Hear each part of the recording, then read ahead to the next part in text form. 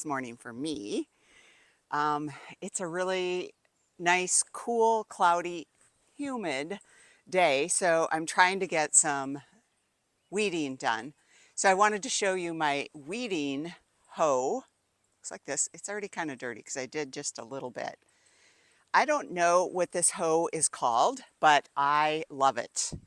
The little pointy tip allows me to get really close to the plant without cutting it.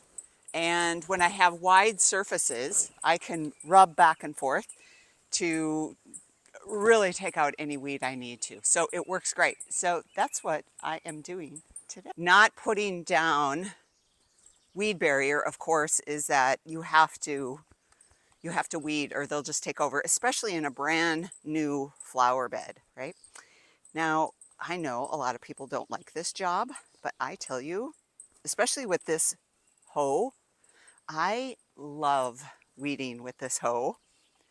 And if I keep up with this, literally, you guys, I do this once a week. That's it.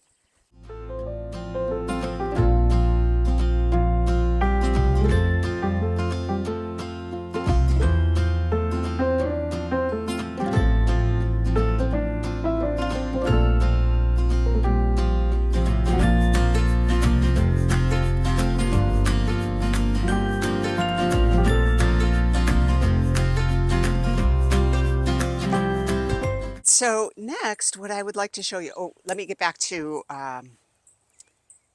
my weeding. So I have been weeding maybe about half hour and I'm pretty much done. I have, actually the dahlias are doing great. So I pick as I walk through them because I'm always walking through the dahlias. One of the benefits, I think, of weeding your own garden. Now remember, I don't have a huge space. If I was to grow much larger, I would come up with a different plan because weeding is hard on the body, right? And if you're older, like I am, I'm 57 now, so it's in my best interest to take some shortcuts. I've weeded all my life and there's something I just really enjoy about it. First, I get to spend time with the plants outdoors in like the quietness of nature. And it's just so refreshing and rewarding and fulfilling and inspiring. And it's like my time to be creative and think of new things. I'm not a shower creator. I'm a outsider creator. I don't even know if that's a thing. Anyway, let's talk dahlias. I've given my whole spiel about weeding your own garden, so let's talk dahlias. I have to show you something first. So this is Kitty. He thinks that he should jump over that fence. So he's on my compost pile. And you know cats, right? They just have to be everywhere. Now what will he do? He'll get over there and it's a vast woods. I don't know if he'll know what to do about that. He's a very curious kitty, like many cats are. Okay, on with the task at hand. So here's what I really want to show you.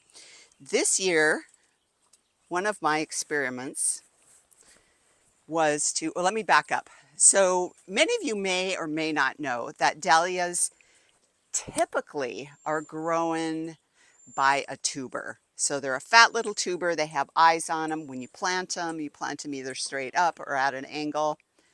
Okay, sorry, the cat is distracting me. He almost fell off the fence. It's a tall fence.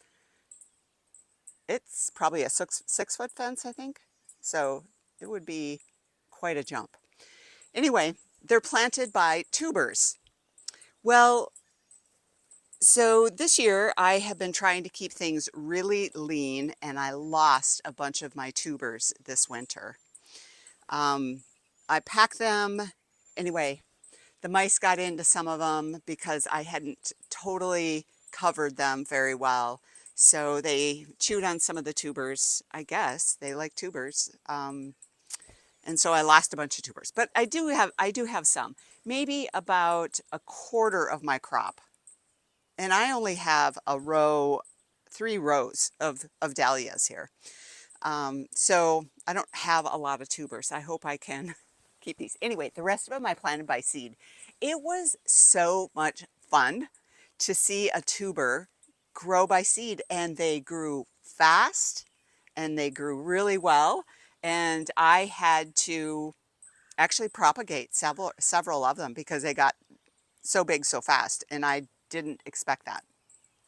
So a little bit about my dahlia patch. I have already cut these. So when dahlias are planted, they'll grow this big, thick stem, hollow stem, and you will get several flowers from that because they'll branch off and flower. But if you want a lot of flowers from your dahlias, it is best to cut them after they've started to grow this big stem.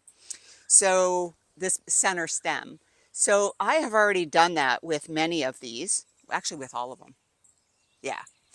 The thing is, when I did it, they grew so fast when I planted them, and the heat just really took a toll on the dahlias right away. When you plant something as a newborn, right, and then it's exposed to this intense heat, like we had 90s so early in our season that it really set them back, and they were really stressed. So I had to water them a lot and in sandy soil.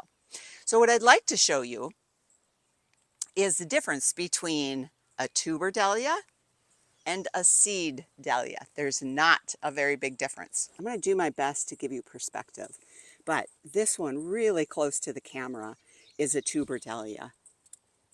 Maybe this one tipped over right here, so I'm going to have to brace him. I'm not quite sure why that happened, unless some critter got in here and decided to nap on top of him. But the first quarter of this row, and again, I know that's difficult to grasp on a camera. Okay, Kitty decided to come back. Right here is where you're going to notice a little bit of a difference, right? These are all planted by seed. So so they had grown, about, I would say, another 6 inches. And then I cut them at the stem so that they would branch out into many. And that's why they look so bushy, like this one. So let me show you a really good example of what I mean by bushy. Okay, so take a look at that one. And then take a look at this one. Look how this one has branched out. It has, at the base, which also helps keep them a little sturdier, at the base, it already has 4 branches, and it started with 1 solid one. So anyway, I've done that, I think, with all of these. I may have 1 or 2 that I need to cut today because they were too young. So I have just love experimenting with dahlias. And then I'm also this year planting Narcissum. Do I say that right? Which is right there. So I planted him by seed, and I knew that planting them by seed, would be a little bit of a challenge because they don't really like their root system disturbed. But I took a chance, and they have gone through some transplant shock. But I think they'll be fine, right? As I get down here, right? You get really close to these guys and intimate, you get to see all the weeds that I've missed. But this is my dahlia patch. I have only planted these 3 rows this year. When I dig up the tubers, I will hopefully get to see a lot of tubers and do something different with how I store them this year. Okay, so next what I'd like to show you, because there are some of them that I did not trim when they were just babies. They were too young. I'm going to show you how I do that next.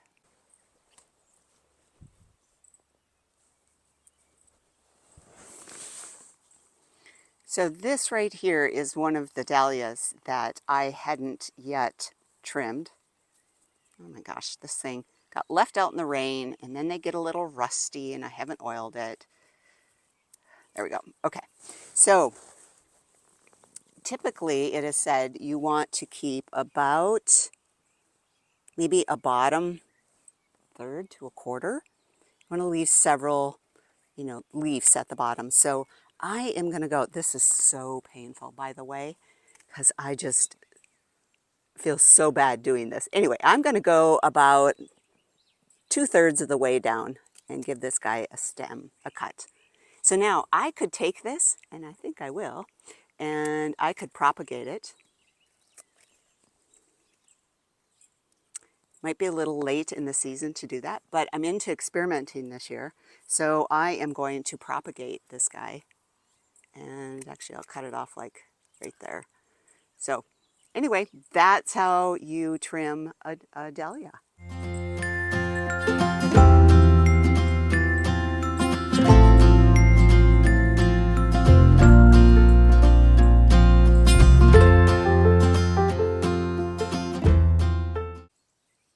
Check out those tomatoes. I think these are my black strawberry ones. I haven't peeked yet, but I wanted to give you guys an update on my tower system here, my homemade experimental tower system with twine. Overall, it has worked really well. If I was to recognize and admit that it hasn't been like the most successful thing I've done, it would be this one right here. He is so large. So yeah, the really large tomatoes, I'm not sure they like my system very well. The other thing that I've noticed is, especially after this most recent rain, where we actually got quite a bit of rain, the twine got wet and it stretches out, so it doesn't have as much support. So anyway, I'm going to go with it. I'm just going to keep supporting them the best that I can. I've got lots of flowers on my tomatoes, and we're just going to see what happens. So I planted all heirloom this year. I have some Roma tomatoes going in another garden. So I do have some traditional, but most of these are, all of these are heirloom. What I'm finding is they need a ton of water. Let me show you what happens when a tomato is stressed because it doesn't have enough water. Here we go. And the heat has gotten to it. You see how the leaves are curled a little bit? Yeah, there's a really good example of a curly leaf. That's an indication that the plant is under stress, of course.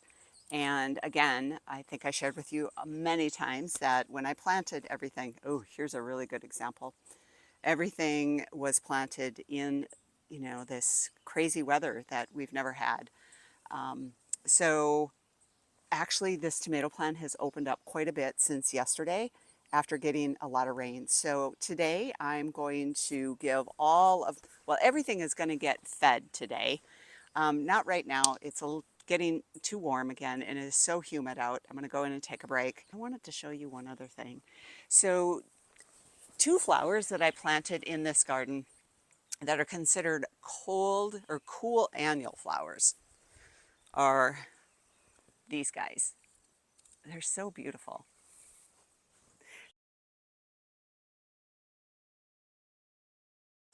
All right, in addition to feeding all of my plants today, I am going to plant another succession of sunflower seeds. So I'm going to head down this row I sort of carved out right beside the other sunflowers and add another row. I've got 3 rows going already, and I've planted them at 2 different times. So I can get yet probably 2 more successions in before our season won't tolerate it anymore. So here I go. I'm planting Pro Cut White Knight.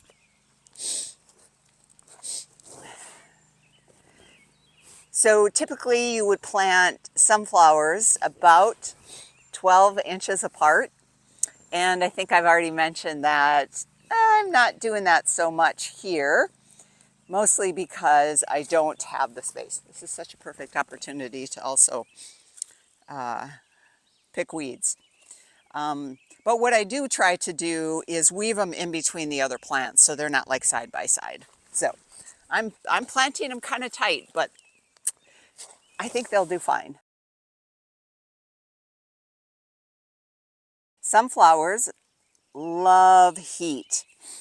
So I planted my first succession indoors so that I could bring them out when it got warm. Well, as I've mentioned several times, our season got warm really fast this year. So what I did, when I started to plant, right away I came out and I planted my first row of sunflowers.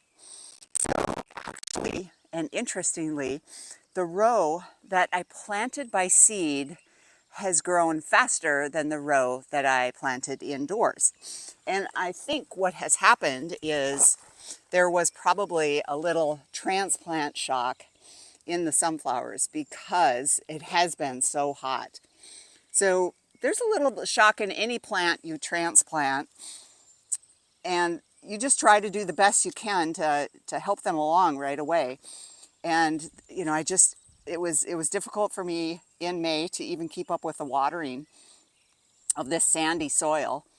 So I think that's why the seeds got a little bit of a head start. They were already out in the conditions. There was no shock. They loved the heat, and away they went. So it's going to be interesting to see what kind of flowers they produce. Okay, so here is my method.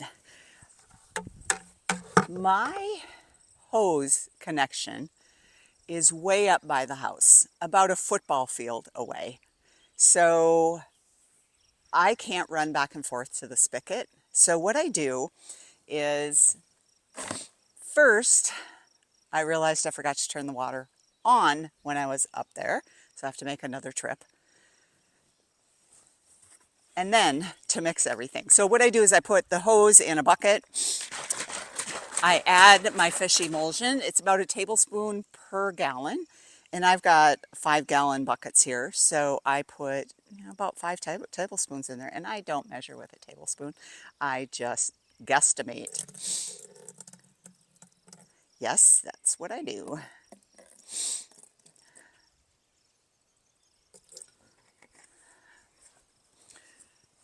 All right, and then I'm going to show you what I do next. But I got to go turn the water on.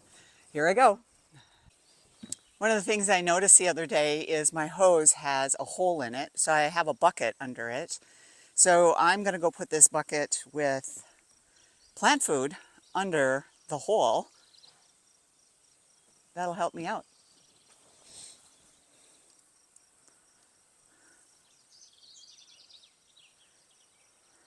See? There it is. So then what I do is I put it on the tomatoes because they need lots of water, and I fill my can. Okay, this is going to be really tricky. Okay, and then what I do is I just go down the row and I douse the soil.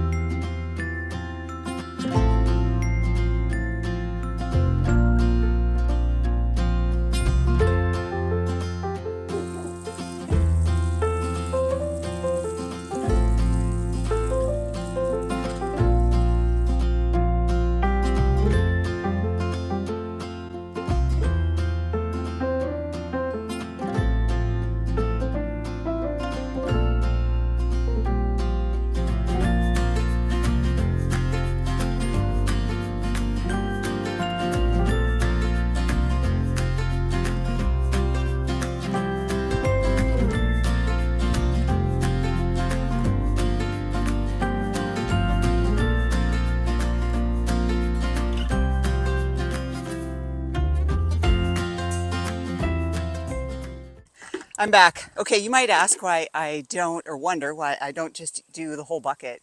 It's too much right away because I can't pour it slow enough. This goes much faster.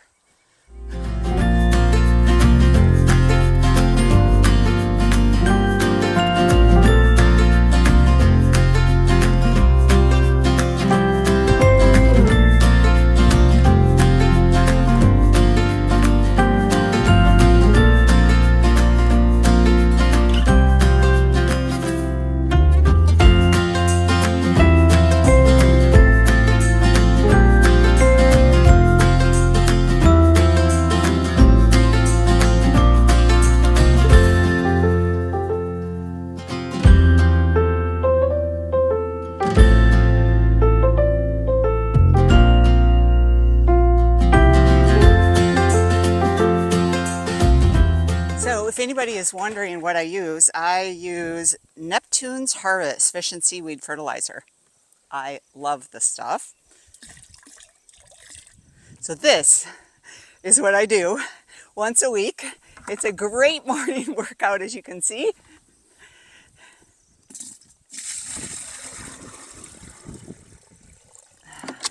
And I'm almost done. So what I want to do now is really get that food down into the roots of the plants. So it is still fairly early this morning. The sun has just come out. I am going to water them really well so that really good emulsion sinks into the soil and starts to feed all the good stuff that we want in our soil to build healthy plants.